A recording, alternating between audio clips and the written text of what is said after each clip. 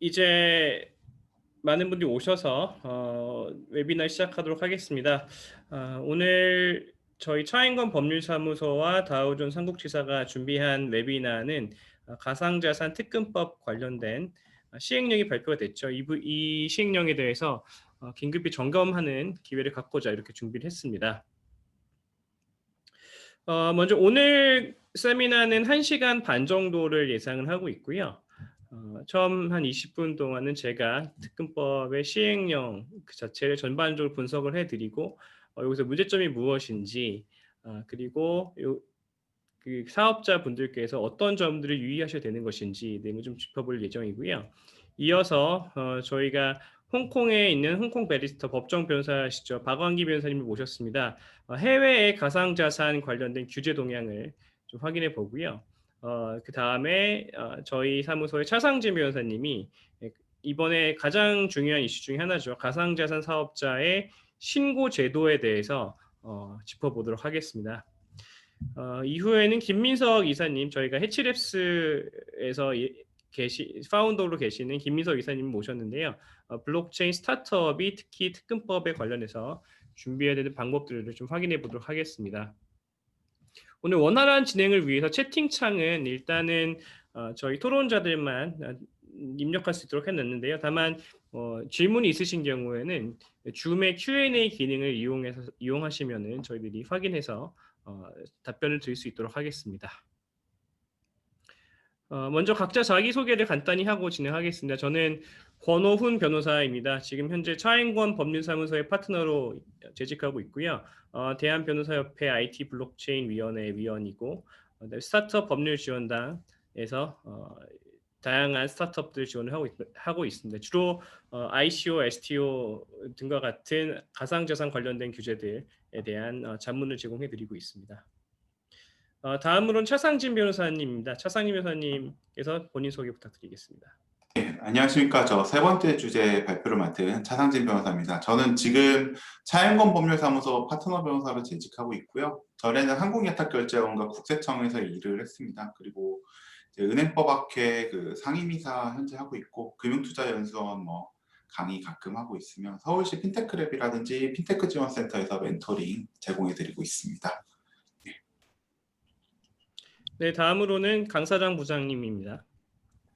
안녕하세요. 저는 다우존스 한국지사의 강사랑입니다. 다우존스는 국내와 해외 금융기관 그리고 기업들의 자금 세탁 방지 체계 구축에 도움을 드리고 있습니다. 특히 금일 발표할 특근법 시행 관련해서도 업계 관련자분들 계속 만나 뵙고 있었는데요. 계속해서 저희가 도움드릴 수 있는 기회가 있기를 기대해 보겠습니다. 감사합니다. 네, 감사합니다. 박완기 변호사님 본인 소개 부탁드리겠습니다. 예, 안녕하세요. 박완기입니다. 저는 홍콩 베이스로 있고 그리고 홍콩에서 법정 변호사로 일을 하고 있습니다. 제 프레젠테이션에서도 좀 설명을 구체적으로 드리겠지만 홍콩은 영국과 법제도가 같아가지고 사무 변호사와 법정 변호사 종류가 두 가지가 있는데 전 법정 변호사로 일을 하고 있고 그리고 주로 이 상업 분쟁 그 기업들을 대리해가지고 기업 분쟁 다루고 있고 또 2017년부터는 블록체인 관련된 가상 자산 관련해서 자문을 하고 있습니다.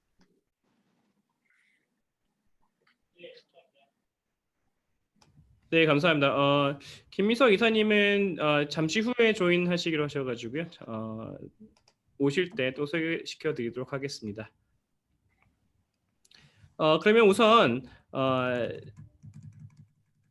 가장 궁금해하시는 부분 중에 하나죠. 저희가 준비한 특근법에 관련된 현재 이슈들이 무엇인지 제가 간단하게 소개시켜 드리도록 하겠습니다.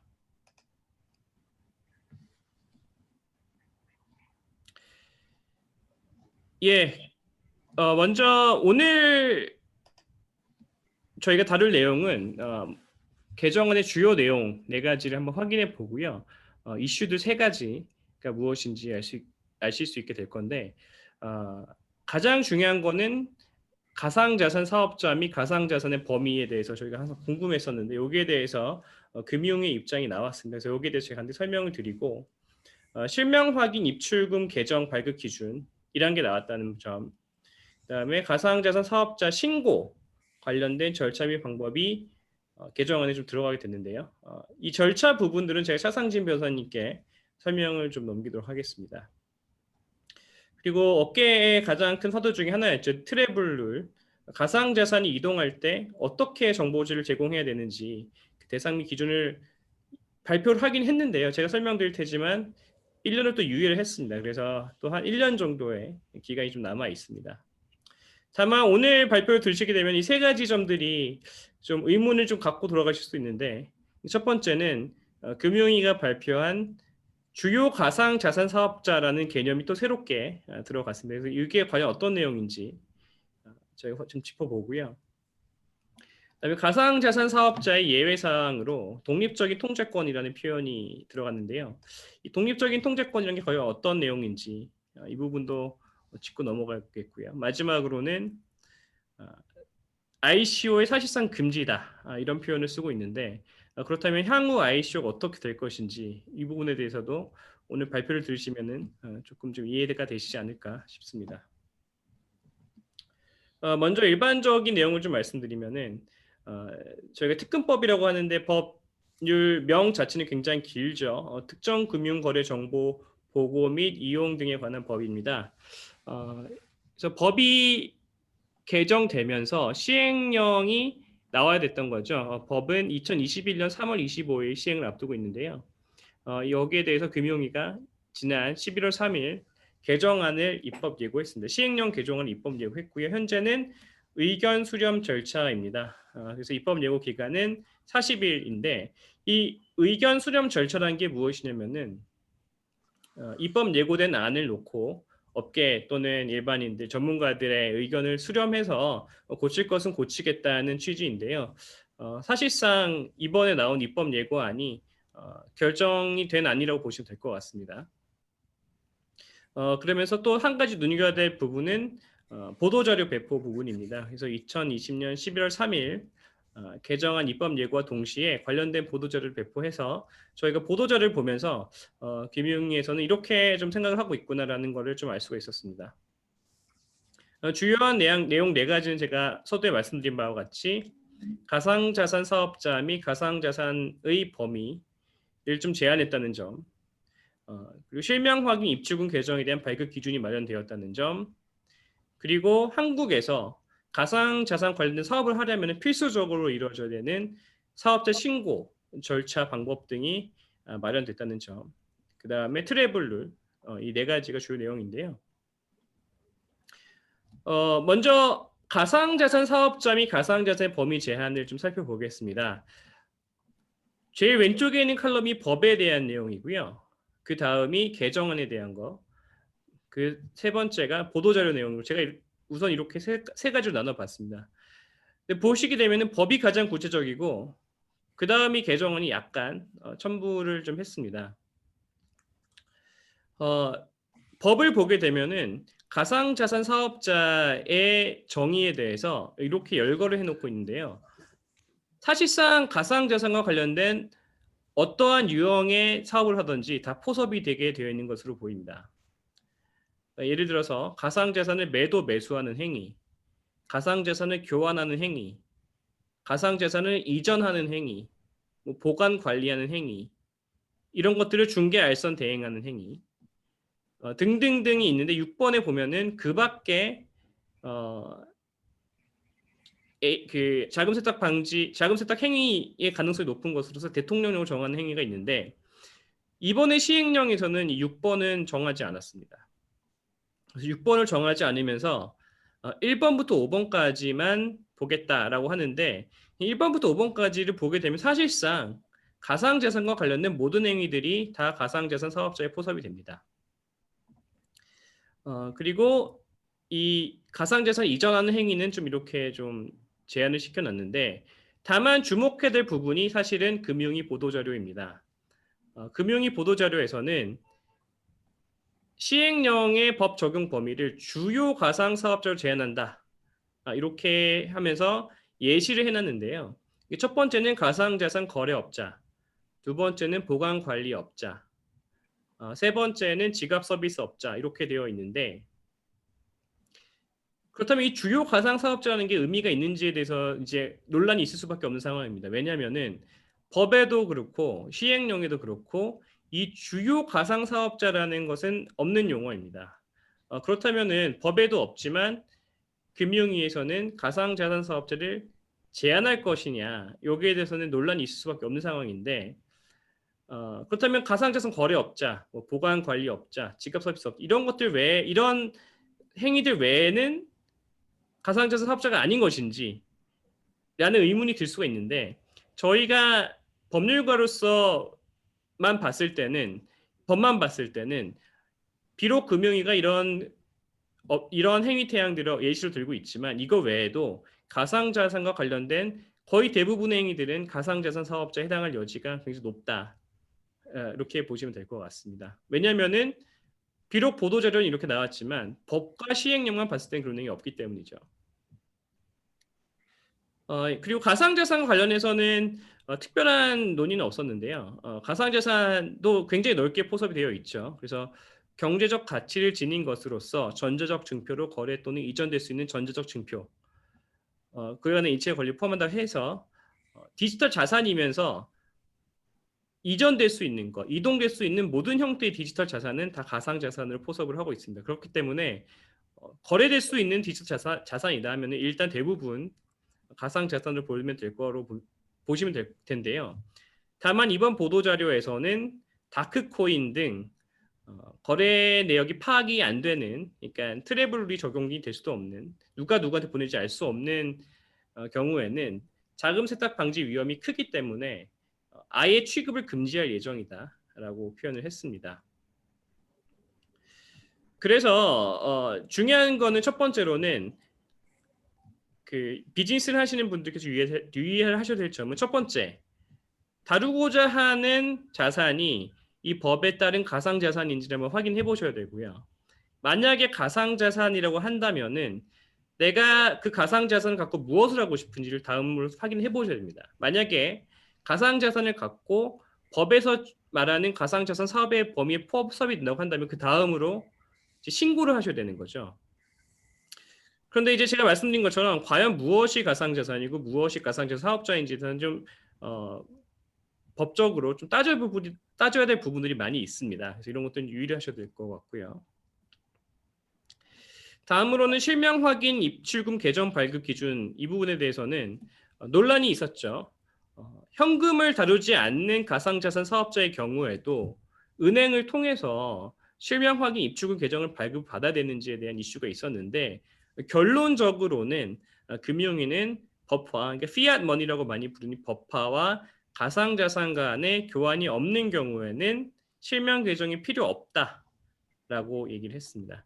이게 왜 이슈가 되냐면은 실명 확인 입출금 계정은 지금 현재 한국에서 4개의 회사밖에 발급이 되지 않고 있어요. 그렇기 때문에 그만큼 받기 어려운 그런 서비스입니다. 근데 그럼에도 불구하고 실명 확인 입출금 계정이 있어야만 가상자산 사업자 라이센스를 주겠다고 이렇게 법에서 나왔었죠.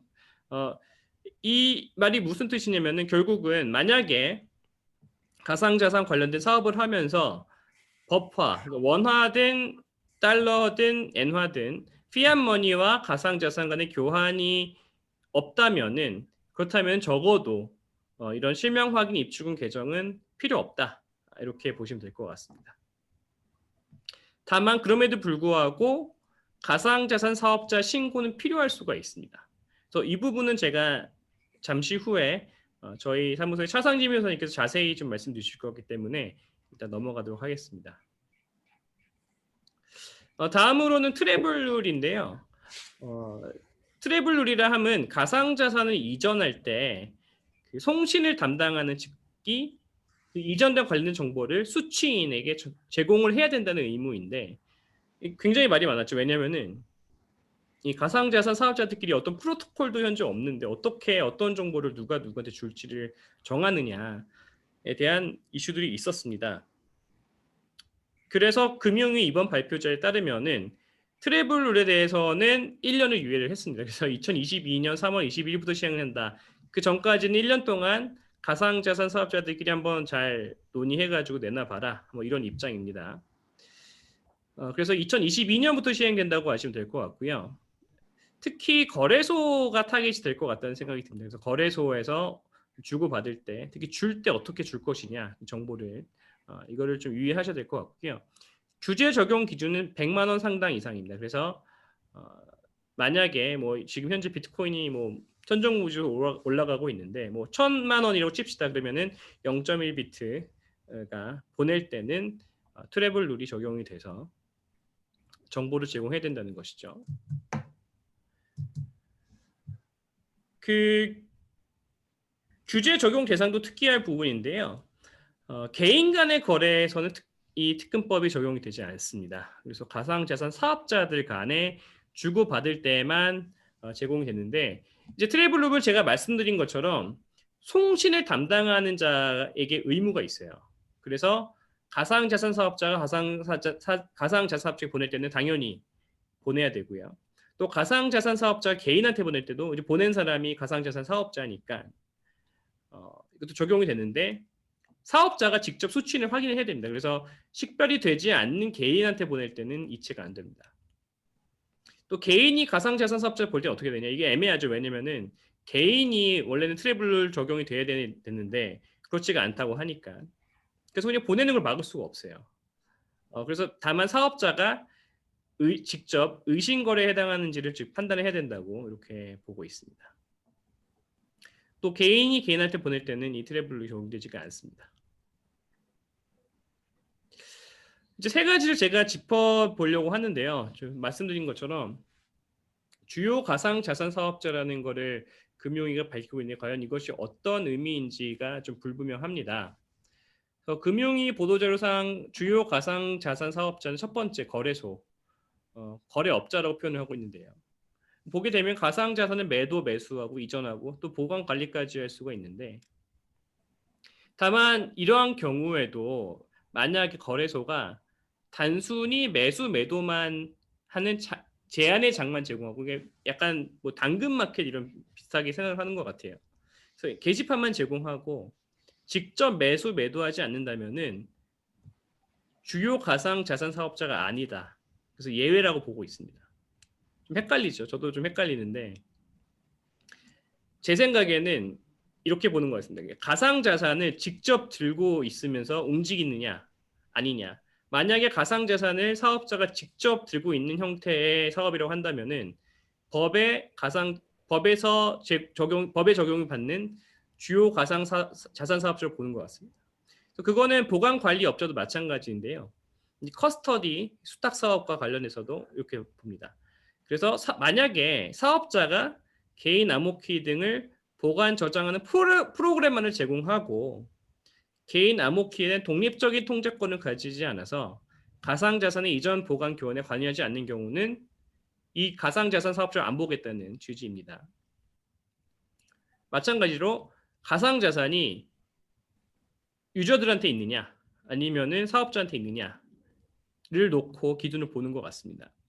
지갑 서비스도 비슷합니다.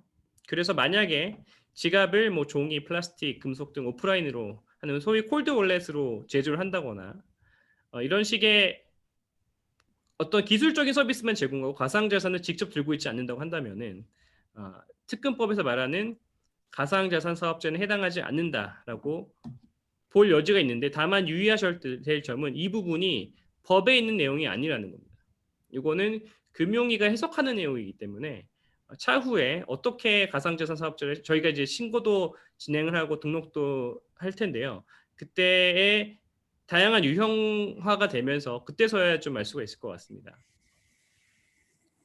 그러니까 만약에 그 금융위가 일반 가상 자산 사업자, 그러니까 저희가 주요 가상 자산 사업자의 어떤 반대 개념으로 일반 가상 자산 사업자가 있다고 했을 때 신고 수리를 거부를 했습니다. 만약에 그렇다고 한다면은 법원에서는 또 다르게 볼 수가 있어요. 왜냐하면 그게 법에 없는 내용이기 때문에 그렇기 때문에 법원에서 봤을 때는 당신들은 신고를 했었어야 되는데 신고 안 하고 가상자산 거래 행위했다.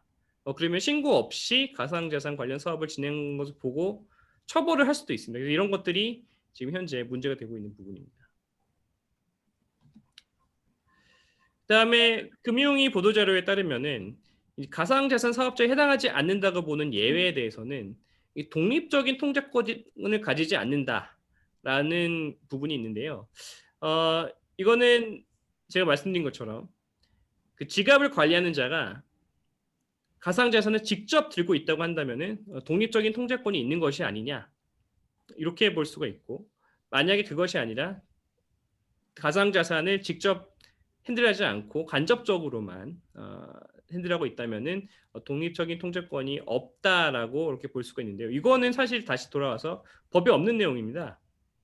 그래서 이 부분도 사업의 구체적인 내용을 좀 따져가면서 법에 신고를 해야 되는 것이 아닌지 좀 따져봐야 될 것 같고요. 사실 애매할 때는 신고를 하는 것이 맞습니다. 애매할 때는 신고 절차를 진행하고 만약에 금융위가 신고를 접수했음에도 불구하고 이건 신고 대상이 아니라고 한다면 그러한 증서를 받아 놓으실 필요가 있어요.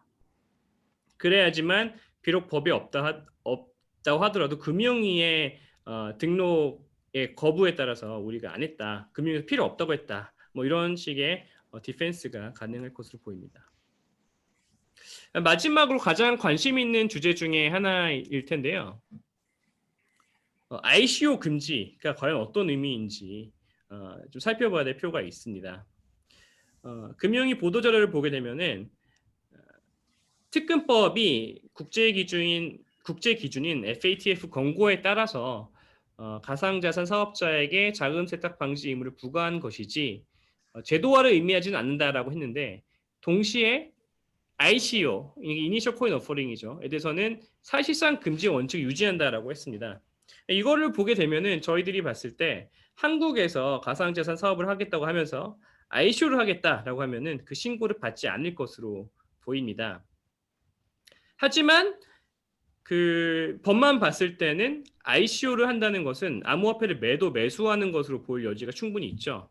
그렇기 때문에 두 가지로 나눠서 볼 수가 있을 것 같습니다. 하나는 ICO를 하게 되면 그것이 곧 특근법에 적용이 되는 것이지만 그렇기 때문에 신고가 돼야 되는 것이고, 하지만 신고를 수리 안 할 것이기 때문에 특근법에 따라서 신고 없이 가상자산 거래 행위를 한 것으로 보아서 형사처벌을 하겠다, 이렇게 해석할 수도 있고요.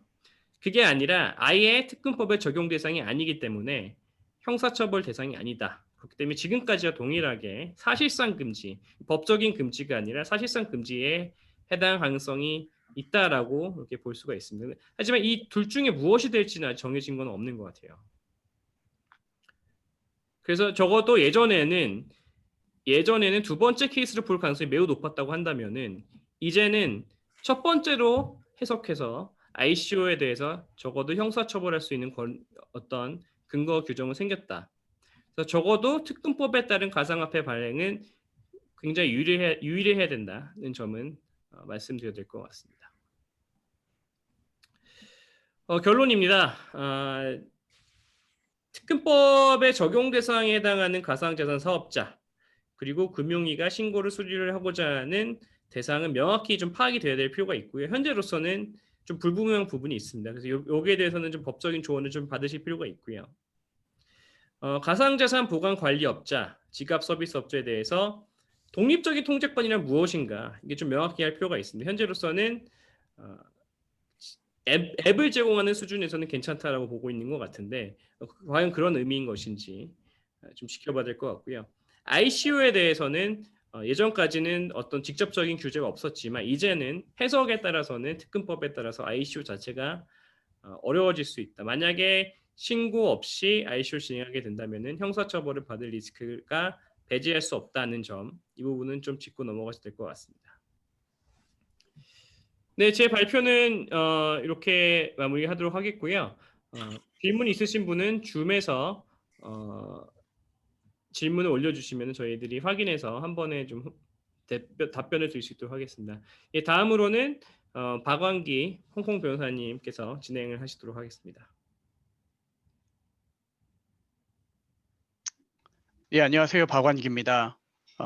지금 보니까 처음에 소개를 했을 때보다 더 많은 분들이 접속을 하신 것 같은데 잠시만요.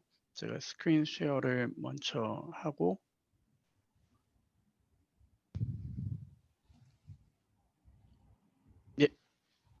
스크린 쉐어 잘 됐나요?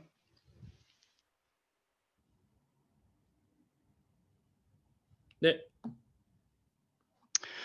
예, 저는 홍콩에서 지금 법정 변호사로 하고 있는 박완기입니다.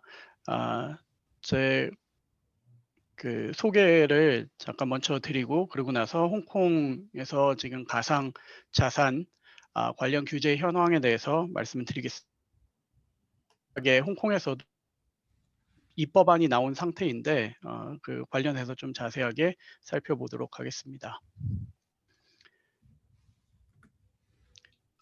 먼저 제가 오늘 드리는 말씀은 법률 의견은 아님을 분명히 합니다. 왜냐하면 이 관련 법이 특히 이제 가상자산, 블록체인 관련해서 법률이 상당히 빠르게 변하고 있기 때문에 제가 말씀드리는 것이 뭐 2개월, 3개월, 6개월 후에도 그대로 적용이 될지는 모르기 때문에 이건 참고하시는 거고, 그리고 법률 의견이 필요하시다고 하면은 변호사한테 문의를 하셔가지고 의견을 받으시고 여러 가지 사업을 진행을 하셔야 될 것 같습니다.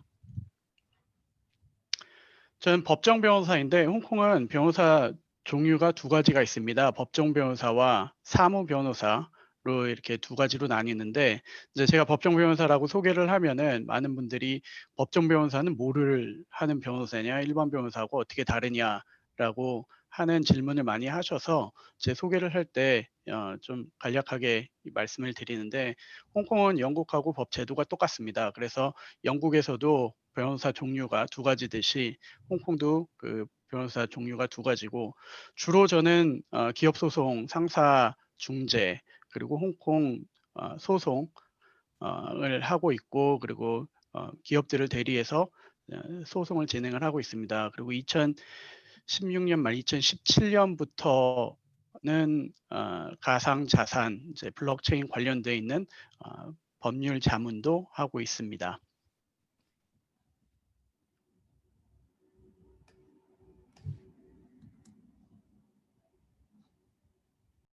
예, 저렇게 법정에서는 가발을 쓰고 변론을 하고 있습니다. 지금도. 홍콩에 대해서 제가 좀 간략하게 말씀드리면은 물론 많은 분들이 이제 아시겠지만 홍콩은 전통적으로 외국 기업들에게 아시아를 들어가는 관문이고 중국을 들어가는 관문입니다. 홍콩은 미국, 일본, 중국에 이어 세계에서 네 번째로 큰 금융 시장이기도 하고요. 그렇기 때문에 지금도 다양하게 많은 금융 상품이 거래되고 큰 자본이 유통되고 전 세계의 인재들이 유입되고 있습니다. 지난 수년간 전 세계 IPO의 메카로 자리 잡았고 2018년도에는 뉴욕을 제치고 전 세계에서 가장 큰 IPO 시장의 명성을 유지하고 있습니다. 홍콩의 자본시장과 금융투자에 관한 법률은 전 세계에서 가장 선진화된 법률 중 하나이고 그리고 홍콩 정부와 금융당국은 새로운 투자 방식에 대해서 선 허용 후 규제 방식을 채택하고 있습니다. 지금까지는 과도한 규제는 없지만 가상화폐, 가상자산 관련해서 홍콩의 금융당국은 적극적인 가이드라인을 제시해 왔습니다. 이는 정통적인 금융기관들도 가상화폐, 자산, 블록체인 기술을 적극적으로 도입하고 있으며 관련 자산에도 투자를 늘리고 있는 상황이기 때문입니다.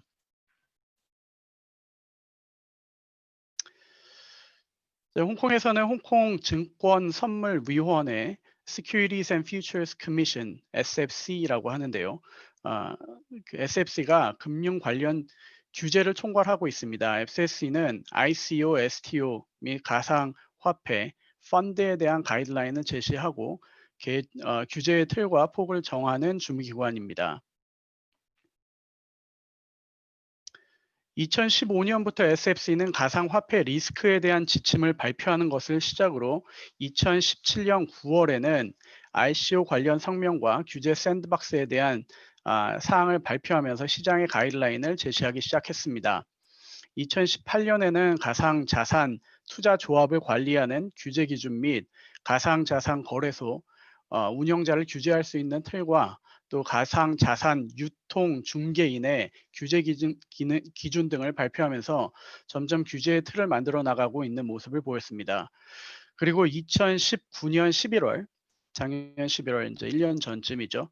가상자산 거래 플랫폼에 대한 새로운 규제안을 포지션 페이퍼 형식으로 제시했는데 주 내용은 자산의 안전한 보관, 고객 보호와 관련된 요건, 자금 세탁 방지 및 테러 자금 조달 방지, 그리고 시장 조작, 시세 조정, 회계 및 감사, 위험 관리, 이해 상충과 관련된 주요 사항 등을 규정했습니다. 증권이나 파생 상품에 준하는 가상화폐를 거래할 경우 전통적인 증권 거래소와 유사하게 라이센스를 취득해야 한다는 것이고, 또 증권에 해당하지 않는 가상자산은 규제하지 않는 것을 명시하고 있습니다. 간단하게는 현재까지 홍콩에서 가상화폐, 가상자산 관련 규제 틀로 정해진 것은 해당 가상화폐가 유가증권이나 선물 계약의 정의 밖에 존재할 때 증권선물거래법에 의해 규제를 받지 않는다는 것입니다. 그런데 이런 기조도 곧 바뀔 것으로 보입니다. 이달 초에 SFC 총재 애슐리 엘더가 홍콩 핀텍 위크 행사에 참여해서 홍콩 정부가 가상 자산을 거래하는 플랫폼에 대한 라이센스 제도를 도입할 계획이라고 밝혔습니다. 지난 몇 년간도 가상화폐 시장에서 피해자가 많이 발생했지만 올해 들어 비트맥스의 창업자이자 전 CEO였던 아서 헤이스가 10월에 미국에서 돈세탁 방지법 위반 혐의로 기소되고 또 시장 조작 혐의로 고발된 상황이기 때문에 일반 투자자들을 보호할 필요성이 절실해졌다고 판단하는 것으로 보입니다. 특히 아서 헤이스는 홍콩에 거주지가 있는 것으로 알려지고 있어 실질적으로 홍콩을 기반으로 운영되고 있는 가상자산 거래소들을 규제 틀 안에 포함시키겠다고 하는 입장입니다. 또한 10월에 말타를 근거지로 하면서 홍콩에서도 운영 중인 OKX, 많은 분들이 아실 텐데 이 거래소 이용자들의 인출을 중단한 것으로 알려지면서 대형 거래소들부터 규제가 필요하다는 의견이 모아지고 있는 것으로 보입니다. 사우스 차이나 모닝 포스트, 이제 홍콩에 있는 가장 큰 언론인데 그 사우스 차이나 모닝 포스트에 따르면은 OKX 창업자인 슈밍싱, 중국 사람인데요. 이 거래소 고객의 가상자산 그 프라이빗 키를 가지고 있는 것으로 알려지고 있는데 중국 공안이 조사를 지금 하고 있는 것으로 알려지고 있습니다. 그래서 더 규제가 필요하지 않나라고 지금 생각하는 것 같고, 그리고 애슐리 엘더 총재에 따르면 새로운 규제의 틀에는 모든 가상자산 플랫폼이 라이센스를 취득하도록 하고 전문 투자자들에게만 플랫폼 서비스를 제공하도록 할 것으로 지금 보여지고 있습니다. 홍콩에서 전문 투자자로 간주되려면 몇 가지 조건을 갖춰야 하는데 중요하게 자신의 유동 자산이 홍콩 달러로 800만 불 이상, 미화로 100만 불 이상 보유해야 합니다. 그리고 SFC는 플랫폼 운영자들이 고객의 자산을 안전하게 보관하고 시장 조작을 방지하고 또 돈 세탁을 방지하는 조치를 취하도록 하며 그에 따른 장치를 갖추도록 할 것으로 보입니다. 이는 홍콩을 포함한 전 세계 200여 개 국가가 포함된 Financial Action Task Force, FATF라고도 알려져 있는데 그 FATF의 권고 사항과 부합하는 내용들입니다.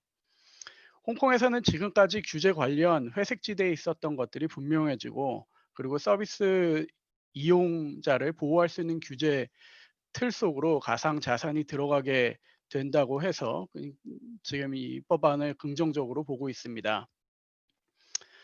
그런데 이제 한국하고는 조금 다르게 지금 이 법안이 의견 수렴 과정에 들어가 있는데 홍콩에서는 이 관련자들이 그 의견을 좀 적극적으로 수용을 하는 편이기 때문에 지금 나와 있는 입법안이 실제로 입법이 될지는 아직 좀 지켜봐야 하는 상황입니다. 그리고 대략 대충 홍콩에서 입법안이 나와서 입법이 될 때까지 시간이 좀 걸리기 때문에 적어도 내년 아니면은 내후년쯤 입법이 될 것으로 예상을 하고 있는데 그것 또한 계속 지켜봐야 합니다.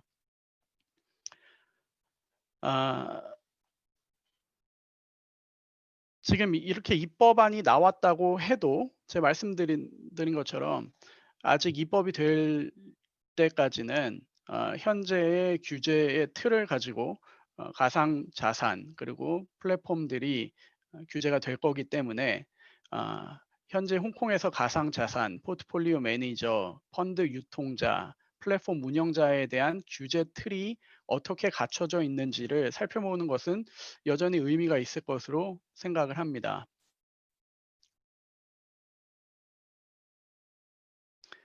일반적으로 ICO를 통해 발행되는 디지털 토큰은 유틸리티 토큰의 특징을 갖지만 유가 증권으로 간주될 수 있는 경우도 있습니다. 예를 들어 디지털 토큰이 토큰 발행사의 지분을 가질 수 있도록 한다면, 즉 배당금을 받을 권리가 주어지고 발행사의 자산을 분배받을 수 있는 권리 등 주주로서의 권리가 주어진다면 이러한 디지털 토큰은 더 이상 유틸리티 토큰이라고 보기 어렵고 유가증권으로 볼 수 있습니다.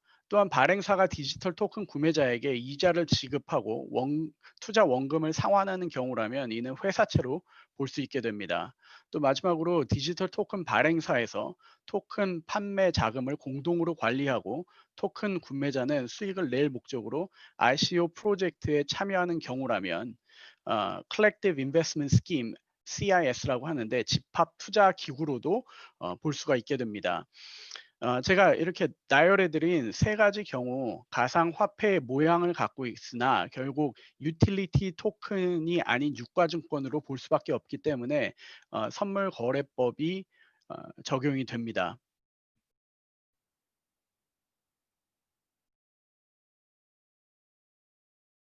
그리고 2017년, 2018년 수많은 블록체인 팀들이 발행한 토큰이 ICO를 통해 펀드레이징을 했는데 통계 결과를 살펴보면 80% 이상의 ICO는 결국 사기였다고 지금 알려지고 있고 그렇게 발표되고 있습니다.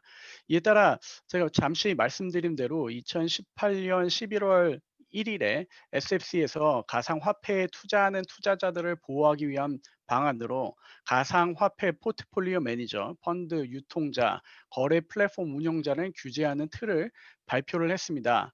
이 규제 틀은 크게 이제 세 가지 필러 기둥으로 나눠지는데, 첫 번째로는 가상 자산 포트폴리오를 운영하는 허가받은 회사에 적용되는 규제, 그리고 두 번째 가상 자산 펀드 유통하는 중개자 관련 규제, 그리고 세 번째 마지막으로 가상 자산을 거래하는 플랫폼 운영자에게 적용 가능한 규제의 틀입니다.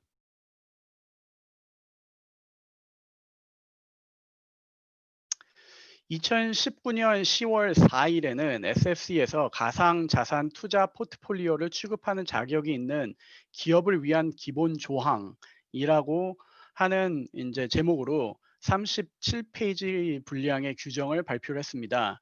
2018년 11월 규제 틀을 제시한 후 1년이 안 되는 시간 동안 구체적으로 가상자산에 투자하는 펀드가 지켜야 하는 구체적인 규칙을 마련하고 규제막에 들어오는 펀드에게 명확한 운영 방안을 제시하고 있습니다.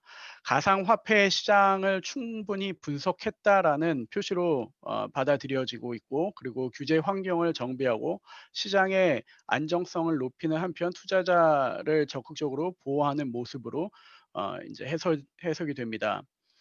이 발표된 기본 조항에 따르면 가상화폐 펀드는 최소 300만 홍콩 달러, 이제 우리 돈으로 치면은 4억 4,700만 원 정도 되는데, 그 정도의 자산의 이제 유동 자본을 유지해야 하고 직무상 독립된 자산 운용사를 두어야 하고요. 그리고 펀드 자산을 기업 보유 자산이나 투자자 기타 자산으로부터 분리하도록 정하고 있습니다. 그리고 법정 화폐로 피앗 머니로 투자금을 수령할 경우 분리된 계좌를 개설해서 운용해야 하고, 펀드 자산 운용 계좌는 필히 홍콩 내 자격을 취득한 금융기관에 개설하도록 정하고 있습니다.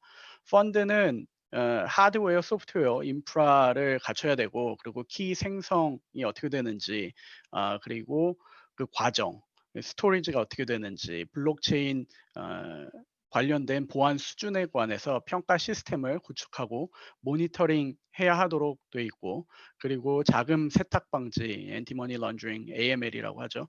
그리고 테러 자금 조달 방지 등의 국제 규칙을 준수하도록 정하고 있습니다.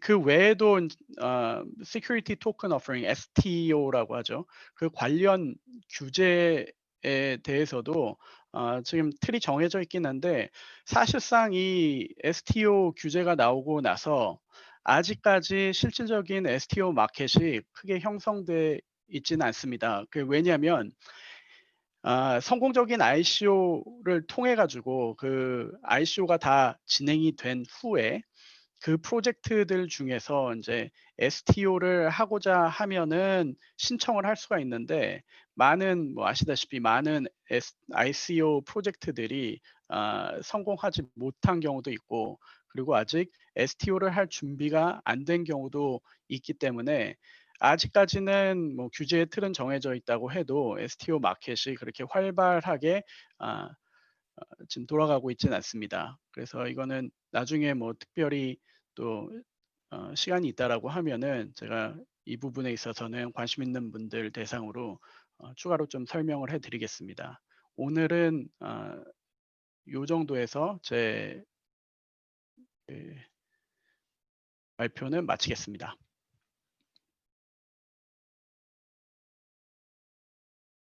네, 박완기 변호사님 대단히 감사합니다. 다음으로는 차인건 법률사무소의 파트너인 차상진 변호사님께서 가상자산 사업자의 신고 등록과 관련된 절차, 이 이슈들을 확인해 주시도록 하겠습니다.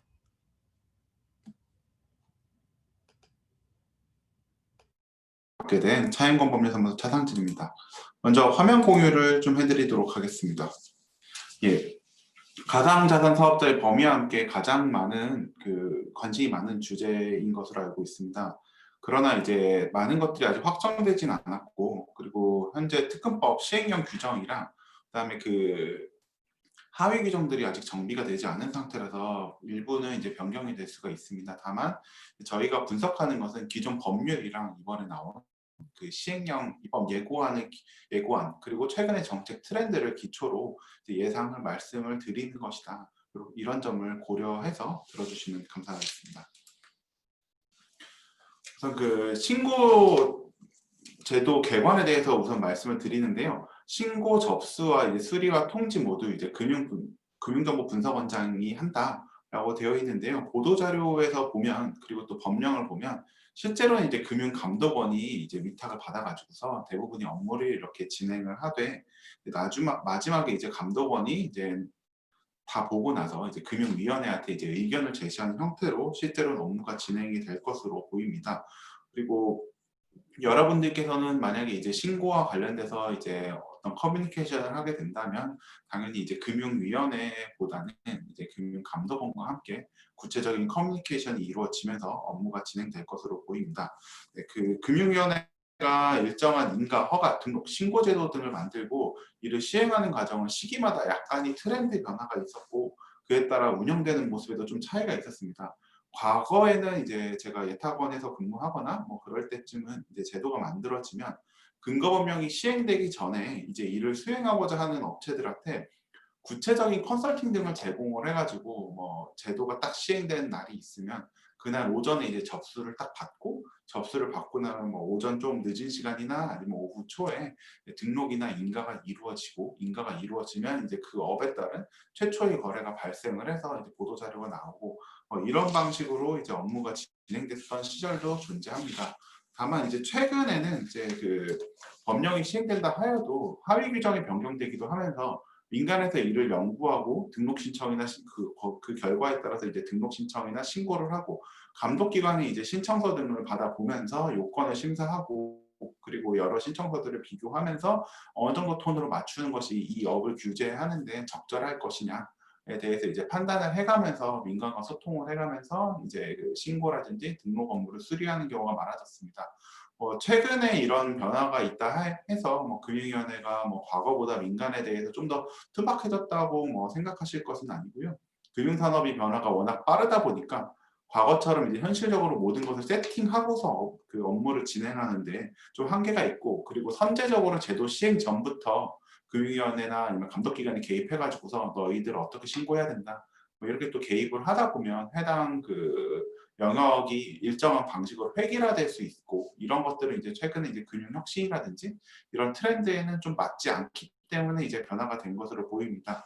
물론 우리 이번에 이슈가 되는 특근법 같은 경우에는 업무 범위에 해당하는 업을 어떻게 뭐 규정을 한다든지 뭐 산업법으로서의 성격은 갖고 있지는 않습니다.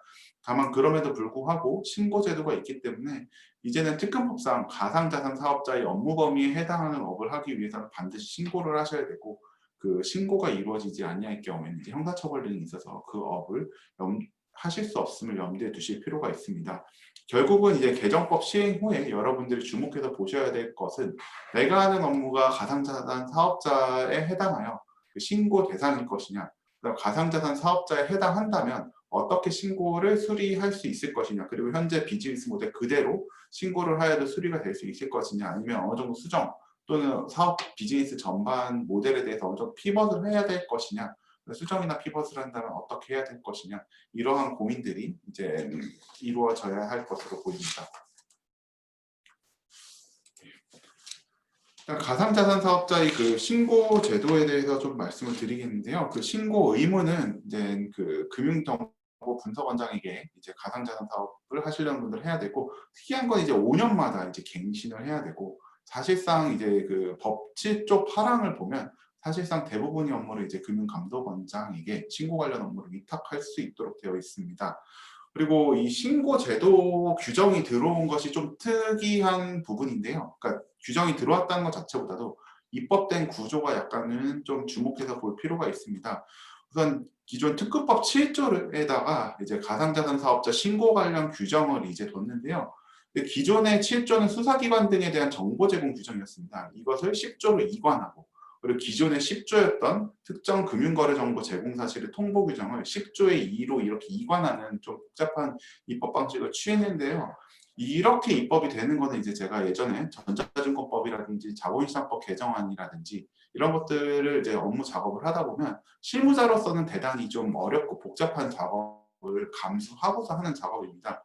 왜냐하면 그냥 법률 조문 하나를 딱 만드는 것이면 그 법령 작업을 하면 반드시 개정문을 써야 되거든요. 근데 거기에 보면 뭐 제 몇 조를 다음과 같이 신설한다 한 줄만 딱 쓰면 되고, 그리고 그 이후에 이제 입법이 진행됨에 따라서 뭐 변경을 한다 할지라도 그 쓴 그 한 조문만, 한 문장만 이렇게 계속 바꿔서 입법 작업을 하면 되는데, 이제 이렇게 개정하는 방식을 취하게 되면 제7조를 현재 제7조가 이렇게 써 있는데 이것을 다음과 같이 바꾼다 이렇게 쓰고, 그리고 기존의 7조에 있던 것은 또 10조로 옮겨서 지금 10조를 다음과 같이 바꾼다고 써야 되고, 기존 10조는 다시 10조의 2로 바뀌었으니까 다음과 같이 10조의 2를 신설한다 뭐 이렇게 써가지고, 하나에 대해서 만약에 변경이 생기게 되면 뒤에 것들도 여러 번 이제 수정 작업을 해야 되는데, 그럼에도 불구하고 이러한 부담을 감수하면서도 이와 같은 방식으로 입법을 했다라는 것은 조문이 체계상의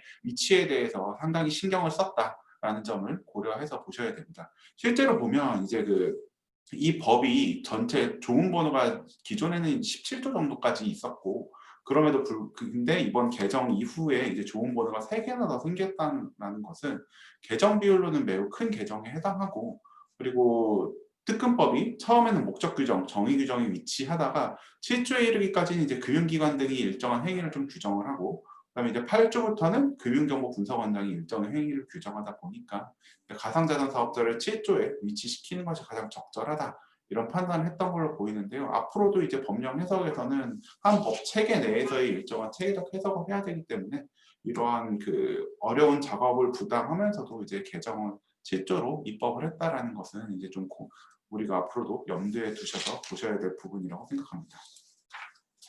다음에 이제 그 신고 사항인데요. 신고 사항은 이제 그 상호, 대표자의 성명, 사업자 소재지, 연락처 등인데요. 그 국내 가상자산 사업자의 신고 사항과 외국 가상자산 사업자의 신고 사항을 구분을 했는데요. 다만 이제 조문의 내용을 보면 그 실제로는 내용은 거의 같은데 외국에 있는 특성을 반영해서 이제 한두 번씩 더 기재가 필요한 부분들 필요하도록 한 거라서 왜곡이라고 해서 뭐 규제가 반드시 더 강하고 이런 것들은 아니고요. 다만 이제 조문의 문헌상 좀 특이할 만한 부분은 실제 명의, 그 사업주의 실제 명의 등을 이제 기재하라고 썼습니다.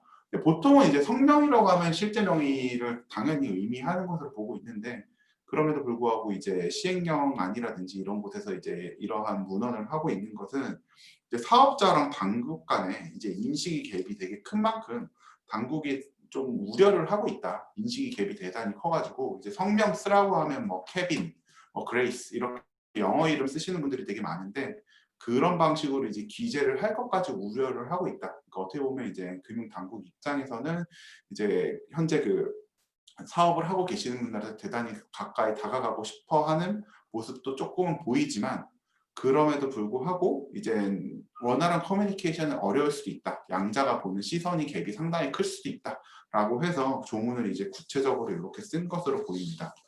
그리고 이제 그 뒤에 보도자료 내용 일부를 이제 캡처를 해왔는데요. 법률 및 시행령에 이제 구체적인 신고의 양식 및 절차는 아직 기재되어 있지는 않습니다. 다만 이제 신고 서식 같은 경우에는 보통 고시 단위에서 이제 규정을 하는 경우가 많고요. 신고 서식 자체는 금융위원회 소관 법령이 뭐 모양 자체는 이제 등록이냐 인가냐 허가냐에 따라서 좀 업에 따라서 좀 차이가 있지만, 그럼에도 불구하고 기재 방식이나 스타일은 전체적으로 좀 비슷한 특징이 있습니다. 일부 궁금하신 분들을 위해서 이제 다른 업의 서식을 잠깐 좀 보여드릴 텐데요. 이거는 전자금융업의 이제 등록 신청서고요. 보시다시피 이제 직관적으로 이제 기재할 수 있는 부분들을 기재할 수 있도록 되어 있고, 오른쪽에는 이제 전자금융업 같은 경우 물적 시설 설비 현황 제출을 어떻게 작성을 해야 되느냐, 뭐 이런 것들이 좀 상세하게 나와 있습니다. 그 다음은 이제 그 상호 전문 투자기구 운영하는 그 자산운용사의 그 신청 서식 중 일부를 가져왔고요. 오른쪽 가장 끝에는 이제 그 P2P 금융업, 최근에 이제 시행이 됐죠. P2P 금융업 같은 경우에는 어떻게 등록을 할 때 그 설비 등을 어떻게 그 신고를 해야 되느냐라는 신청 서식을 일부 따왔는데요. 아마 그 인가나 허가가 이제 제일 복잡하고 규정할 것이 많고, 그 다음에 등록이고, 그 다음에 신고가 가장 단순하기 때문에 여기 있는 서식들보다는 조금 더 이제 간이한 방식으로 이제 신고가 이루어질 것으로 보입니다. 서식 자체도 조금 더 단순화되어 있을 것으로 예상을 하고요.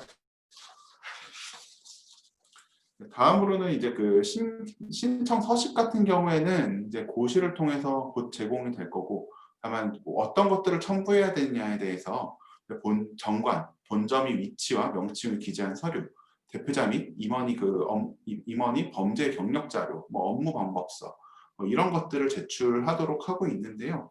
근데 여기서 이제 좀 주목해서 보셔야 될 거는, 대부분의 자료들은 이제 단순히 형식적 심사만으로, 예를 들면 뭐 범죄 경력 자료 같은 경우에는 이제 신원조회 회보서 같은 거 지방자치단체에 의뢰해가지고 서류가 나오면 이제 거의 어떤 범죄를 저질렀었다, 뭐 이런 것들이 기재가 되거든요. 그러니까 이런 서류들 같은 경우에 서류가 있기만 하면 사실은 요건을 충족을 하게 됩니다. 그리고 뭐 실명 확인된 입출금 계정 같은 것도 마찬가지고, ISMS 인증 증명서도 그 증명서가 나오는 순간 이제 증명서를 제출하면 되니까 요건을 갖춘 게 되는데, 그래서 좀 이제 주목해 보셔야 될 거는 이제 업무 방법서입니다. 업무 방법서 같은 경우에는 이제 업무 방법서가 존재한다라는 사실 자체보다는 이제 업무 방법서에 기재되어야 되는 내용들은 업체마다 상당히 다양하기 때문에 이러한 부분들이 이제 좀 신경을 좀 써주셔야 될 것 같고요. 그래서 신청 매뉴얼 자체는 이제 금융정보분석원에서 제공할 예정인데, 신고자는 이제 신청서 및 첨부서를 통해서 법령 및 고시 등에서 요구하는 정보 또는 요건 등을 신고법이 충족 내지 충족하고 있음을 증명 내지 소명을 해야 될 필요가 있습니다. 매뉴얼이 이제 보통은 이제 대단히 상세하게 제공이 되는데요. 그럼에도 불구하고 보통 신고나 신청 같은 거 할 때 처음 이제 생기는 업들 같은 경우에는 이제 서류들을 쭉 준비를 하고서 이제 서류를 이제 제출을 해야 되는데, 하드 카피로 제출하는 경우에는 그 마지막에 이제 제출할 때 하나로 묶어서 이제 제본을 해서 드리게 되는데, 그 제본 작업만 해도 이제 며칠 밤을 새가지고 하는 경우들이 많이 있습니다. 왜냐하면 그만큼 앞에 선례라든지 이제 관례들이 이제 정립이 되어 있지 않기 때문에 여러 가지를 준비해야 될 것들이 많아서 그런 경우가 있는데요. 우선은 이제 이거는 신청 매뉴얼이 나오고 나면 이제 그때 보통 이제 신청 매뉴얼을 기준으로 해서 우리가 증명해야 될 것이 무엇이 있고 소명해야 될 것이 무엇이 있고 그거는 어떤 자료들에 의해서 가능하다라는 것들이 매뉴얼에 직접 나와 있는 것도 있고 나와 있지 않은 것들도 있는데 이런 것들 리스트를 쭉 세운 다음에 그 리스트에 맞는 서류들과 그 리스트에 각각 들어가야 되는 내용들까지도 이제 체크리스트를 만들어서 그것들을 체크하면서 신고가 이루어질 것으로 보입니다. 그리고 신고 수리 이제 거부 사유가 있는데요. 여기 보이는 것처럼 정보보호관리체계 인증이 획득을 하지 못한 경우, 실명 확인이 가능한 입출금 계정을 통해서 거래하지 아니하는 경우, 그다음에 뭐 자금 세탁 방지라든지 테러 자금 금지법 뭐 이런 것들에 따라서 이런 법률들에 따라서 벌금 이상형을 선고받고 집행 종료 후 5년이 이제 경과되지 않은 경우, 또는 신고 또는 변경 신고를 한 다음에 직권 말소가 됐는데 그 뒤에 5년이 경과하지 않은 경우에는 이제 신고 수리 거부 사유가 되는데 여기서 조금 또 특징적으로 보셔야 될 게 실명 확인 입출금 계정 개시 시에 이제 금융기관한테 여기 나오는 것처럼 이 가상자산 사업자가 그 예치금과 고유재산을 구분 관리하고 있는지 정보보호 관리 체계 인증을 획득했는지 뭐 이런 것들을 좀 확인하도록 하고 있습니다. 이 확인이야 뭐 금융기관한테 이제 우리가 이런 것들 다 준비가 됐습니다 라고 확인을 시켜드리면 되는데 그 뒤에 이제 단지 확인으로만 끝나지 않고 또 평가사항이 있습니다. 이 평가사항은 이제 가상자산 사업자가 자금 세탁, 테러 자금 조달 행위 방지를 위해서 구축한 절차라든지 업무 지침에 대해서 이제 금융기관이 평가를 하도록 하고 있고요. 이 평가를 통해서 금융기관과 가상자산 사업자 간에 이제 거래가 발생했을 때 여기에 내재된 이제 자금 세탁 행위, 테러 자금 조달 행위 위험을 식별 분석, 평가해서 그 다음에 이제 그 금융기관이 실명 확인 입출금 계정 이제 개시 여부를 이제 결정하도록 하고 있습니다. 따라서 이제 요 판단을 했는데 금융기관이 당신과는 이제 당신에게는 실명 확인 입출금 계정 개시 어렵다 이렇게 하게 되면 사실상 우리가 그 신고가 어려워지는 상황이 발생할 수 있습니다. 그리고 이제 신고가 이루어지게 되면 이제 신고 또는 변경 신고를 하게 되면 일정한 경우에 이제 직권 말소를 하도록 하고 있는데 여기에 대해서는 이제 대부분 예측할 수 있는 사항들입니다. 시행령 위임 사항이었던 거짓이나 부정한 방법으로 신고 또는 변경 신고를 한 경우에 대해서는 시행령에서 이제 법문과 동일한 문헌을 사용함으로써 더 이상 추가적인 그 규정은 없다라고 보시면 될 것 같습니다. 네. 그리고 이제 가상자산 사업자 신고제도의 또 다른 특징은 영업이 전부 또는 일부의 정지 명령이 이제 그 신고제도 조문에 이제 바로 들어와 있다라는 점인데요. 일반적으로 이와 같은 규정은 이제 해당 법령이 가장 마지막에 이제 위법 사항에 대한 행정 처분을 규정하는 규정을 둘 때 여기서 이제 한 번에 규정하는 것이 일반적입니다. 다만 이제 그럼에도 불구하고 특근법 같은 경우에는 신고제도 조문에서 직접 조문을 따로 두고 있는데요. 이는 이제 특근법이 일정한 업에 대해서 규정하고 있지는 않은 법이고 보도자료에서도 일단 이러한 점을 정면으로 이제 명시적으로 언급하고 있다는 점에 기인하는 것으로 보입니다. 물론 이제 가상자산 사업자가 특근법에 이번에 새로 규정된다고 해서 산업규제 법률로서 이제 특근법이 성격을 갖는 것은 아니고 그렇기 때문에 그럼에도 불구하고 다만 이제 신고 자체는 또 가상자산 사업자에 대해서 특허법의 규정을 두어야 되고 신고가 이루어지면 일정한 행정처분, 신고한 자들에 대한 행정처분이 또 필요하기 때문에 어쩔 수 없이 이와 같이 신고제도 조문 내에 이렇게 한번 들어가게 된 걸로 보입니다. 행정처분 대상 행위는 아마 규정을 보시면 여기 나오는 것처럼 금방 이제 이해하실 수 있는 행위들이라서 특별히 이제 이해하시는데 큰 부담은 없을 것으로 보입니다. 다음으로는 이제 가상자산 사업자 이제 신고제도에 대한 평가인데요. 우선 뭐 인가, 허가, 등록, 신고, 그리고 신고에는 이제 수리를 요하는 신고와 수리를 요하지 않는 신고 이렇게 구분이 되는데 우선 인가, 허가, 등록, 신고의 경우에는 이제 행정법상으로는 구분되어 있지만 이제 법문에서 신고다라고 해서 반드시 신고고 등록이다 해서 반드시 등록이고 뭐 이렇지는 않고 그냥 아마 그 법원 같은 데서 또는 이제 법리적 해석을 통해서 최종적으로 이제 결정이 되는 경우가 많습니다. 다만 이제 그 금융업의 인가, 허가, 등록, 신고와 관련돼서는 인가, 허가를 구분한 실익은 그렇게 크진 않고요. 인가, 허가와 이제 등록, 신고는 이제 구분을 할 필요가 있습니다. 인가, 허가 같은 경우에는 주로 이제 그 조문들이 이제 관련된 금융 산업들을 쭉 보면 조문들에서 이제 그 형식적 심사 기준뿐만이 아니라 이제 질적 심사가 이루어질 수 있는 것들이 이제 포함되어 있는데요. 그런 것들은 이제 가장 대표적인 것들이 사업 계획이 뭐 타당성, 건전성 뭐 이런 것들을 요건으로 둠으로써 여기에 대해서 이제 그 질적 심사가 이루어지도록 하고 있고, 다만 이제 등록이나 신고 같은 경우에는 주로 이제 그런 용어들을 사용하지 않음으로 해서 형식적으로 이제 심사를 할 수 있도록 해놓고 있습니다.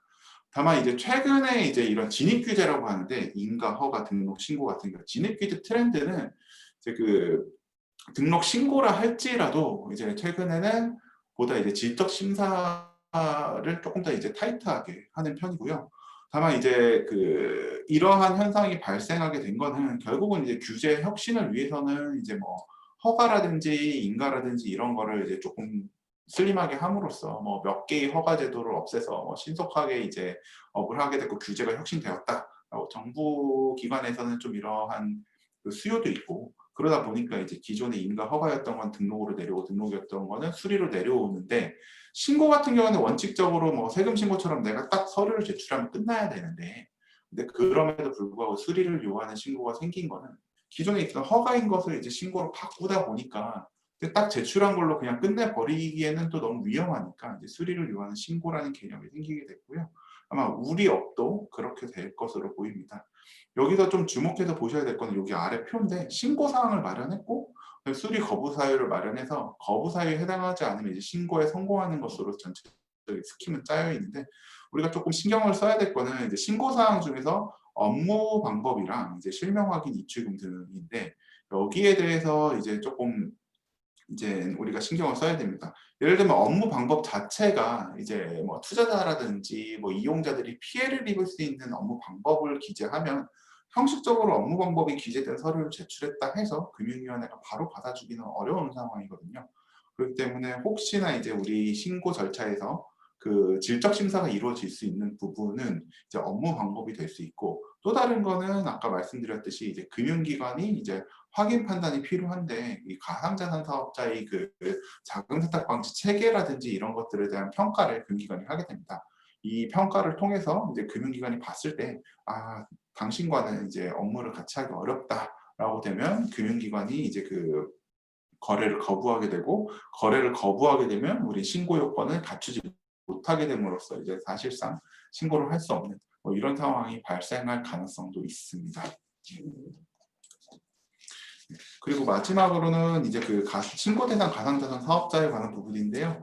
이 부분에 대해서는 이제 그 권호은 변호사님께서 앞에서 워낙 정리를 잘 해주셔서, 다만 아까 권호은 변호사님께서 말씀하셨듯이 이제 ICO에 대해서는 사실상 금지 원칙을 유지할 예정인데, 그 논리가 어떻게 바뀔지에 대해서는 이제 한번 추이를 좀 지켜보시고 그 추이에 맞춰가지고 이제 우리가 신고를 해야 될지 말아야 될지, 그 다음에 이제 사업 그 비즈니스 모델을 피벗을 해야 될지 수정을 해야 될지 이런 것들을 판단해 가시면 될 것으로 보입니다.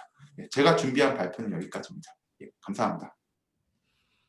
네, 차상진 변호사님께서 가상자산 사업자의 등록과 관련된 절차, 이슈들을 말씀해 주셨는데요. 이 부분이 사실 상당히 논란이 많고, 그다음에 좀 저희도 진행을 해보고 나서야 알 수 있는 부분이 좀 있습니다. 그래서 이 부분이 특히 좀 주의를 해주셔야 될 것 같고요.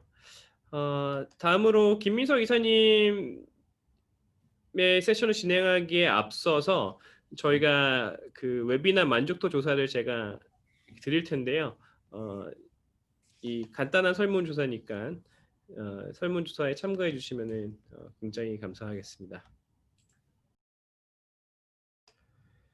예, 저희가 잠시 후에 진행을 이어서 할 건데요. 오늘 오신 분들께 저희가 이메일 그리고 다양한 경로를 통해 가지고 발표 자료 좀 정리해서 드릴 예정이고요. 발표 내용도 녹화 중입니다. 그래서 저희가 차인건 법률사무소 유튜브에다가 올려서 전달드릴 예정이고요. 또 참가자들 중에서 추첨해서 다우존스 측에서 간단한 사은품 전달 주신다고 하니까요. 기대해 보셔도 좋을 것 같습니다. 김민석 이사님 준비되셨으면은 저희가 바로 진행하도록 하겠습니다. 네, 안녕하세요. 혹시 잘 들리시나요? 네, 들립니다. 네. 오늘 블록체인 스타트업이 특근법을 준비하는 방법에 대해서 발표를 맡게 된 해치랩스 창업자 그리고 이사를 맡고 있는 김민석입니다. 발표에 앞서서 우선 저희 회사에 대해서 처음 들어보신 분들이 있으실 것 같아서 간단하게 저희 회사에 대한 소개를 드리고 발표 내용을 말씀드리려고 합니다. 해치랩스는 기업들이 디지털 자산을 쉽고 안전하게 보관할 수 있게 돕고 있습니다. 저희는 크게 두 가지 서비스를 제공하고 있는데요. 기업용 암호화폐 지갑 API 솔루션인 헤네시스와 안전하게 스마트 컨트랙트를 보안 감사해주는 해치 어디 서비스를 제공하고 있습니다. 창업 이후에 KB은행, 신한은행, SK텔레콤 등과 같은 기업들하고 협업을 하고 있고 현재는 삼성 C랩 그리고 서울 핀테크랩에 선정되어서 인큐베이팅을 받고 있습니다. 오늘 아마 제 세션에 대해서 궁금해하신 분들은 이제 블록체인 스타트업 분들이 많으실 거고요. 이 특근법 시행령이 발효됨에 따라서 어떻게 준비해야 되는지에 대해서 고민이 많으실 것 같습니다. 이 부분에 대해서 답을 드리기 위해서 5가지 꼭지를 좀 뽑아봤습니다. 시행령에서 정의하는 가상자산 사업자, 그리고 제가 생각하는 블록체인 스타트업의 모습이 어떤지, 그리고 우리 회사는 가상자산 사업자에 해당되는지, 그리고 가상자산 사업자의 의무는 무엇인지, 끝으로 블록체인 스타트업이 이 특근법에 대응하는 방법은 어떤 방법들이 있는지에 대해서 말씀을 드리려고 합니다. 사실 제가 어떤 법에 대한 전문가가 아니다 보니까 어떤 법에 대한 명확한 가이드라인을 드리기보다는 업계에서 오랫동안 종사해온 입장에서 어떤 솔루션들이 있는지를 같이 고민하는 자리라고 이해해 주시면 좋을 것 같습니다. 이미 시행령에 대한 가상자산 사업자에 대해서는 앞서서 변호사님들께서 정의를 잘 해주셨는데요. 법에서는 가상자산 사업자를 가상자산의 매도, 매수, 교환 이전, 보관 관리, 중개 알선 등의 영업을 하는 자로 규정을 하고 있고 이번 시행령에서는 가상자산 거래업자, 가상자산 보관 관리업자, 그리고 지갑 서비스 업자로 분류를 하고 있습니다. 단 예외적인 조항에서 P2P 거래 플랫폼이나 지갑 서비스 플랫폼만 제공하는 경우에는 사업자에 해당되지 않는다라는 문구를 추가하고 있습니다. 우리나라의 블록체인 스타트업들은 이제 약 200여 개 정도로 추산이 되는데요. 대부분의 기업들이 자체 토큰을 발행하거나 혹은 이미 발행된 비트코인 혹은 이더리움 등의 암호화폐를 활용해서 앱이나 웹 서비스를 만들고 있다고 볼 수가 있습니다. 그리고 웹이나 앱 서비스를 만드실 때 대부분의 기술적인 구조는 최종 사용자를 대신해서 이들의 키를 대신 보관해주는 구조를 많이 가지고 있습니다. 이 구조를 가지게 된 이유에는 첫 번째는 많은 유저들이 사실 암호화폐, 블록체인에 대해서 이해도가 높진 않습니다. 그런데 최종 유저에게 키를 보관하게 했을 때는 아무래도 사용성이 떨어지고 블록체인이나 암호화폐를 잘 모르는 유저가 이 서비스를 이용하기는 어려워집니다. 그리고 두 번째로는 암호화폐나 블록체인에 대한 지식이 높지 않은 최종 사용자들에게 이 키에 대한 통제권을 주었을 때 그분들이 잘못 관리했을 때 유실의 가능성이 있고 본인이 의도하지 않게 유실했지만 해당 서비스 혹은 해당 회사에 대해서 안 좋은 감정 혹은 안 좋은 팬으로 돌아설 수도 있는 것이죠. 그러면 우리 회사는 가상자산 사업자인지 어떻게 알아볼 수가 있을까요? 시행령에 따르면 크게 3가지 예시에 우리 회사가 해당되는지 점검해 볼 수 있을 것 같습니다. 우선 첫 번째로 가상자산 거래업자인지 판단해 볼 수 있을 것 같습니다. 시행령 예시에 나와 있는 걸 보면 암호화폐를 사고 팔거나 교환할 수 있게 지원하는지, 그리고 최종 사용자의 키의 독립적인 통제권을 갖고 있는지 이 2가지 질문을 해볼 수 있을 것 같은데요. 많은 블록체인 스타트업들이 가상자산 거래소와 다르게 앱이나 웹 서비스에서 현금으로 암호화폐를 사거나 교환할 수 있는 서비스를 제공하지 않아서 아마 상당수의 블록체인 스타트업들은 가상자산 거래업자에 해당되는 일은 없을 것 같습니다. 그럼 두 번째로 가상자산 보관관리업자로 해석될 여지가 있을까요? 이 예시를 보면 타인을 위해서 가상자산을 보관, 관리하는 자라고 정의를 하고 있는데요. 만약에 이 블록체인 스타트업에서 자체적으로 토큰을 발행하거나 아니면 최종 사용자의 비트나 이더를 예치받아서 취급할 때 그때 최종 사용자의 키를 대신 보관해 준다면 이는 가상자산의 이전, 보관, 교환에 관여할 가능성이 높고 가상자산 사업자로 해석될 여지가 있다라고 생각합니다. 그럼 끝으로 가상자산 지갑 서비스 업자의 가능성도 있을까요? 가상자산 지갑 서비스 업자는 가상자산을 보관하고 관리하고 이전 서비스를 제공하는 업자인데요. 만약에 최종 사용자의 개인 키를 대신해서 보관해 주면서 이거를 이제 이전하고 관리하는 데 관여한다면 이 역시도 가상자산 사업자로 해석될 여지가 있을 수 있을 것 같습니다. 세 가지를 좀 정리를 해보면 서비스 제공자가 최종 사용자의 키에 대해서 독립적인 통제권을 갖고 있다면 가상자산 사업자로 해석될 여지가 높지 않을까 생각하고 있습니다.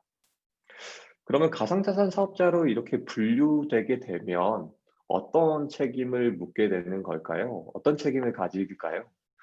우선 앞서 변호사님들께서 말씀해 주신 것처럼 현금으로 가상자산을 거래하지 않는다면 실명계좌, 실명확인 입출금 계정의 발급 의무는 면제가 됩니다.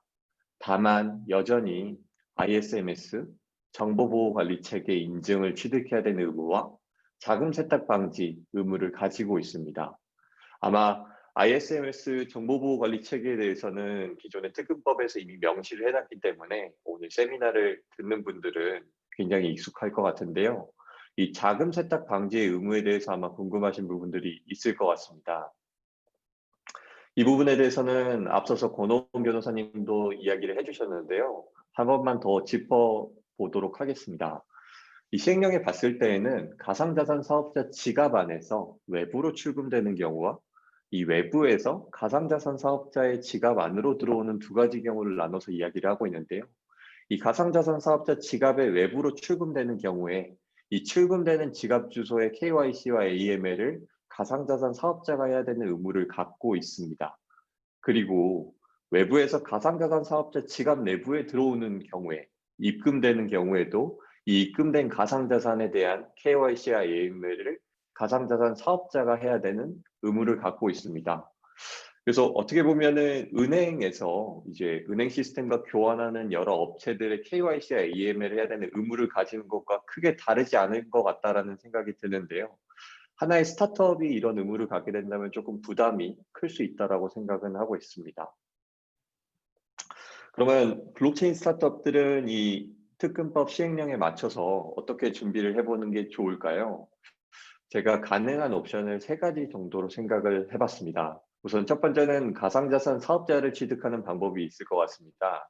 앞서 말씀드린 것처럼 대부분의 스타트업들이 원화와 가상자산 교환을 지원하는 경우는 드물기 때문에 실명 계좌를 받아야 될 스타트업은 많지 않을 거라고 예상이 들고요. 다만 가상자산 사업자를 취득할 때 ISMS 정보보호관리체계 인증과 자금 세탁 방지의 의무를 가져야 되는데 이때 많은 예산과 시간이 들 수 있어 스타트업들에게 좀 부담이 되지 않을까 생각을 하고 있습니다. 그럼 다른 방법은 없을까요? 시행령에 봤을 때 이 개인 키에 대한 통제권에 대한 이야기를 많이 하고 있습니다. 그러면 최종 사용자에게 키를 부여하고 본인이 키를 가지지 않게 되면 어떨까요? 그렇게 되면 가상자산 사업자로 정의되는 걸 피해갈 수 있는 방법이 아닐까 생각을 하고 있습니다. 하지만 대부분의 암호화폐 거래소나 블록체인 스타트업들이 최종 사용자에게 키를 주지 않는 데에는 이유가 있습니다. 최종 사용자에게 키를 줬을 때 서비스의 사용성이 떨어지거나 해당 서비스, 해당 플랫폼의 락인 효과가 떨어져서 이 비즈니스 모델을 만드는 데 많은 어려움이 있을 수 있습니다. 세 번째 방법으로는 가상자산 사업자를 이미 취득한 회사의 솔루션을 활용하는 방법이 있을 수 있습니다. 가상자산 사업자를 이미 취득한 회사에서 해당 고객사의 키를 대신 보관해주고 대신 이 사업자는 최종 사용자의 키를 보관하지 않으면서도 관련 비즈니스를 계속 해나갈 수 있는 장점이 있습니다. 아마 이 구조가 가능하다면 지금 가지고 있는 서비스의 구조를 크게 바꾸지 않더라도 서비스나 비즈니스를 계속 운영하실 수 있지 않을까 생각하고 있습니다. 저희 회사는 이제 기업들을 대상으로 원래 API를 제공하고 웹이나 앱 서비스를 만드실 때 이 지갑을 손쉽게 구축할 수 있게 돕고 있는데요. 현재까지 700억 정도의 암호화폐가 예치가 되어 있고 주요 고객사로는 국내외 가상자산 거래소, 그리고 스타트업, 암호화폐 펀드 등이 있습니다. 저희 회사도 이 특근법 시행령에 대해서 잘 검토를 하고 준비를 해나가고 있습니다. 지금까지는 저희가 멀티시그 월렛이라고 해서 3가지 키를 만들고 그 3가지 키 중에 2가지 키를 고객에게 드리면서 이 고객이 최종 디지털 자산에 대한 통제권을 가질 수 있게 돕고 있었습니다. 그런데 이번 시행령을 검토하다 보니 고객사가 통제권을 가졌을 때 가상자산 사업자로 분류될 가능성이 있기 때문에 기술적인 구조를 해치랩스가 고객사를 대신해서 가상자산 사업자의 라이선스를 따고 고객사는 가상자산 사업자의 라이선스 없이도 비즈니스나 서비스를 운영할 수 있는 방법들을 검토하고 알아보고 있습니다. 그래서 앞서 설명드린 것처럼 저희 솔루션을 활용하는 고객들이 가상자산 사업자의 라이선스 없이 서비스를 손쉽게 만들 수 있는 방법에 대해서 고민하고 준비를 하고 있고요. 해치랩스 역시 가상자산 사업자의 라이선스를 좀 취득해서 저희 솔루션을 활용해서 서비스를 만드시는 회사들은 법적인 이슈가 없을 수 있게 지원하는 것을 준비하고 있습니다. 네, 제가 준비한 발표는 여기까지고요. 관련돼서 아마 궁금하신 부분들이 많으실 것 같은데 Q&A에 남겨주시면 제가 아는 한에서 한번 답변을 드릴 수 있도록 하겠습니다. 감사합니다. 예, 김민석 이사님 고생 많으셨습니다. 잘 정리해 주셨고요. 특히 네, 지금 1시간 반이 넘게 저희가 진행을 해서 약간 시간이 오버가 됐는데요. 여기까지 따라오신 분들 굉장히 감사하고 오늘 굉장히 많은 분들이 오셨습니다. 지금 한 100명 가까이 왔다 갔다 하셨었는데 오늘 못 오신 분들께도 저희가 이메일로 오늘 영상과 더불어 자료들 좀 정리해서 전달드리도록 하겠습니다. 궁금하신 부분이 있으면 저희 이메일로 연락 주시면 제가 오늘 참석하신 토론자분들께도 전달드리도록 하겠고요. 다시 한번 감사의 말씀드리도록 하겠습니다. 오늘 참석하신 발표자분들 그리고 참석자분들 모두 감사합니다. 네, 그럼 저희는 더 좋은 세미나로 다음에 또 찾아뵙도록 하겠습니다. 저희는 차인건 법률사무소였고요. 또 인사드리도록 하겠습니다. 감사합니다.